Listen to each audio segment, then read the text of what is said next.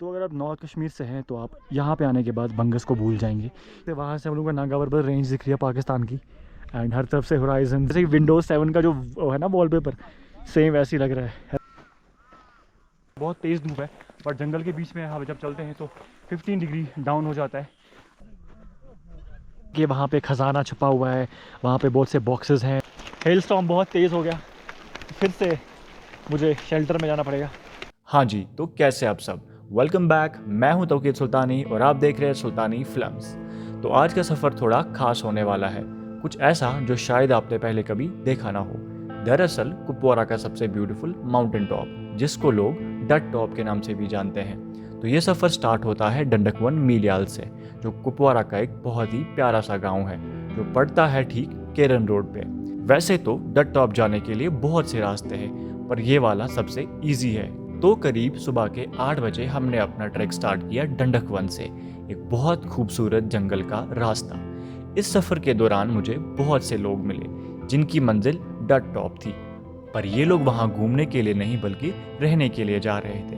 हाँ, ये वही खुशकिस्मत लोग थे जो डोक यानी कि लकड़ी के घरों में रहते हैं। तो इन लोगों से बात करके मुझे पता चली कि डट टॉप पे एक श्राइन यानी कि ज़ियारत भी है। तो ये लोग जब साल में एक बार उन लकड़ी के घरों में रहने के लिए जाते हैं तो सबसे पहले ही उस श्राइन पे अपनी हाजिरी लगा के कुछ खाना पकाते हैं और वो खाना लोगों में बांट देते हैं। अब ये लोग ऐसा क्यों करते हैं और उस श्राइन की क्या असलियत है, ये जानने के लिए मैं और भी बेचैन हो गया था। अब तो मुझे वहाँ किसी भी हाल में पहुँचना ही था, पर अकेले नहीं, आप लोगों के साथ। तो ये सब जानने से पहले आप एक अच्छे इंसान की तरह इस चैनल को सब्सक्राइब कीजिए और वीडियो पे एक प्यारा सा लाइक भी, क्योंकि ये सब मेरे लिए बहुत ज़रूरी है। तो चलिए। 1 घंटे से हम लोग जो है ट्रैक कर रहे हैं, अभी पता नहीं है, बहुत है अभी भी। तो बस चलते हैं हम, आप बस साथ बने रहिए और देखिए हम कहाँ कहाँ से गुजरते हैं। ओके।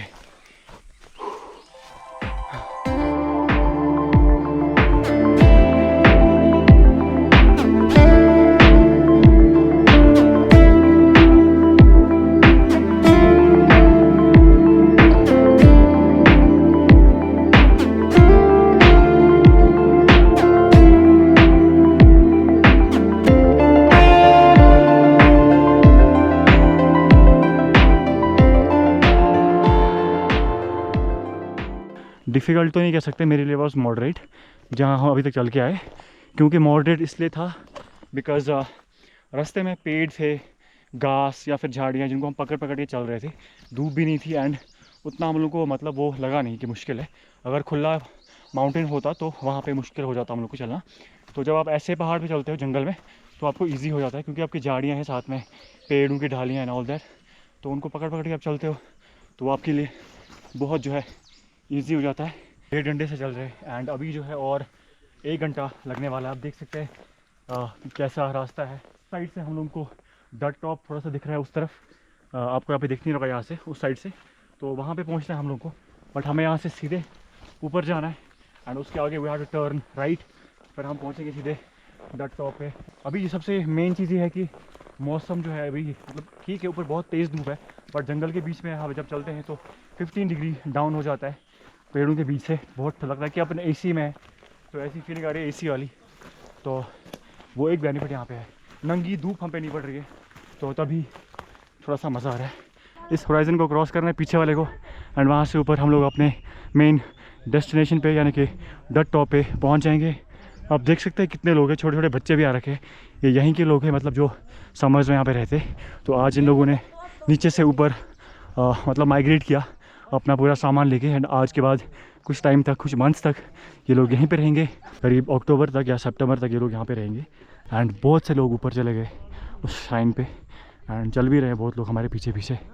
तो हम भी देखते हैं उस श्राइन पे क्या होता है, क्या रिचुअल्स हैं, क्या है क्या नहीं है। तो बस चलते हैं, अब सीधे पहुँचते हैं ऊपर ही। फाइनली हम लोग पहुँच चुके हैं डट टॉप पे, ये आप देख सकते हैं। और इस टाइम पे हम लोग हैं on the elevation of 3200 metres. तो आखिर 3 घंटे ट्रैक करने के बाद हम पहुंचते हैं डट टॉप, एक बहुत ही प्यारा सा माउंटेन टॉप जहां से पूरा नॉर्थ कश्मीर दिख रहा था। और न जाने क्यों यहाँ आने के बाद मैं दीवाना सा हो गया, और होता भी क्यों ना, क्योंकि जो नज़ारे मेरी आंखें देख रही थी वो शायद इनने से पहले कभी नहीं देखे थे। हर तरफ से लैंडस्केप्स, ग्रीन मेडोज, खुले होराइजन्स और भी बहुत कुछ। लेकिन सबसे खास बात ये थी इस जगह के बारे में, यहाँ जो भी लोग घूमने आए थे वो पता नहीं क्यों बहुत खुश थे, जैसे आज ही किसी कैद से छूटे हुए हो। कुछ तो बात है जो इसको और जगहों से अलग बनाती है। खैर, क्या आपने कभी इससे पहले ऐसा कुछ देखा है? अगर हाँ तो कमेंट कीजिए और ये भी बताना कि कहाँ पे।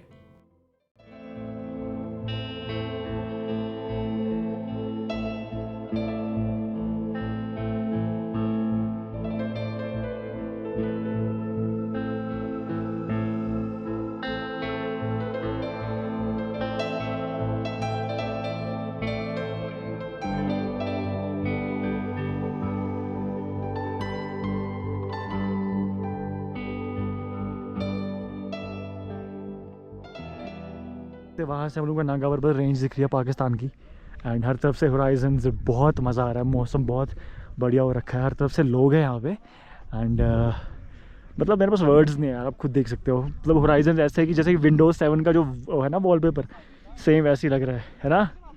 हे बाय, कैसा लग रहा है? बहुत मजा आ रहा है भाई। सबसे बड़ी बात है नंगा पर्वत यहाँ से दिख रहा है। पूरा ना, पूरी रेंज दिख रही है, लेकिन जूम तो हो नहीं रहा है, बट हमें अपनी आंखों से दिख रहा है, बस हमें उतना ही चाहिए। इनको नहीं दिख रहा, हम क्या कर सकते हैं ना। और पूरी कश्मीर वैली दिख रही है। पूरी कश्मीर तो नहीं, हाँ मतलब ऑलमोस्ट। ऑलमोस्ट। ओ भाई, ये कौन है भाई? कौन है ये? ओ ब्रूसले, ओ हेलो, बात सुनो मेरी यार। यहाँ जाओ, क्या तरीका पहाड़ों में आपका यार? ये गिर गए तो ब्रूसली डाउनलोड फ्रॉम मीशो।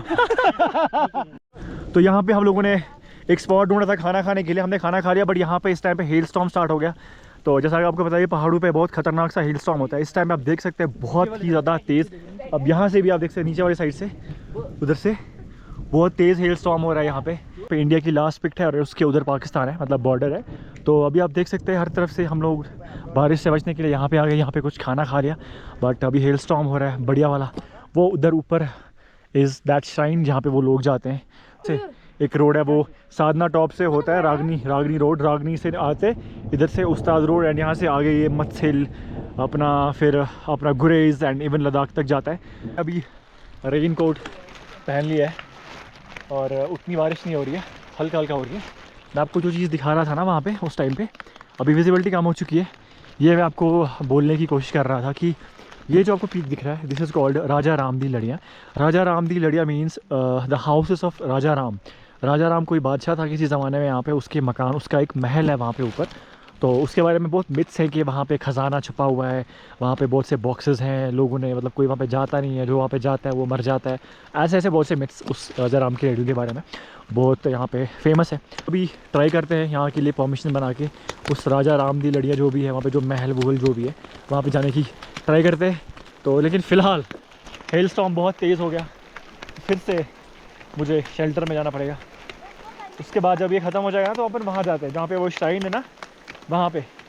तब तक के लिए हम यहीं पे हैं, देखते हैं। भाई क्या कर रहे हो यार, आग जला रहे हो यार? तो अब बारी थी उस सबसे बड़े सवाल का जवाब ढूंढने की। मौसम बदल गया और हम आ गए उस मिस्टीरियस श्राइन पे। यहाँ बहुत से लोग थे, जैसा कि मैंने आपको पहले कहा, वो अपने रिचुअल्स को अंजाम दे रहे थे। तो पता करने पे ये बात सामने आई कि यहाँ अंदर कोई दफन है ही नहीं, मतलब यहाँ पे किसी की कब्र नहीं है। कहा जाता है किसी ज़माने में एक बहुत ही नेक शख्स थे और वो इस पहाड़ पे तन्हाई में इबादत करने आए थे, और एक दिन अचानक वो इस पहाड़ से गायब हो गए। जब उनके डिवोटीज़ को ये बात पता चली कि ऐसा हुआ है तो उनने उन्हें हर जगह ढूंढा, पर वो नहीं मिले। तो पहले लोगों ने और उसके बाद इंडियन आर्मी ने इस जगह पे उनकी याद में ये श्राइन बना दी, और उनकी ही याद में ये लोग यहाँ हर साल खाना भी बनाते हैं। अब ये सब आपकी नज़र में ठीक है या गलत, ये भी कमेंट्स में बता देना। सभी चलते हैं यहाँ से वापस। ये जगह बहुत ब्यूटीफुल सा स्पॉट है, यहाँ पे हमने फ़ोटोज़ लिए। यहाँ पे एक भाई बैठा है परेशान। क्या हो गया भाई? ओ हेलो, क्या हो गया? अरे यार, तो वो रही वो श्राइन। तो बस अभी यहाँ से चलते हैं वापस की तरफ। और इस तरह शाम होने को आई। लोग जो यहाँ खुद को जिंदा करने आए थे वो अब वापस जाने की तैयारी कर रहे थे, और कुछ लोगों का तो नाइट कैंप का भी प्लान था। तो मैंने भी अपने बैग्स को पैक किया, क्योंकि अंधेरा होने से पहले मुझे इस पहाड़ से नीचे उतरना था, वरना कहीं उन बाबा जी की तरह मैं भी इस पहाड़ से कहीं गायब ना हो जाऊं। तो आज का सफ़र यहीं ख़त्म हुआ। मिलते हैं आपको किसी नए एपिसोड में, जहाँ पे स्टोरी इससे भी ज़्यादा इंटरेस्टिंग होगी। तो अगर आप इस चैनल पे नए हैं तो सब्सक्राइब करना ना भूलें, और बिना लाइक एंड कमेंट किए तो बिल्कुल मत जाना। आज के लिए बस इतना ही, मिलते हैं फिर कभी। थैंक यू सो मच, अपना ख्याल रखिए एंड गुड बाय।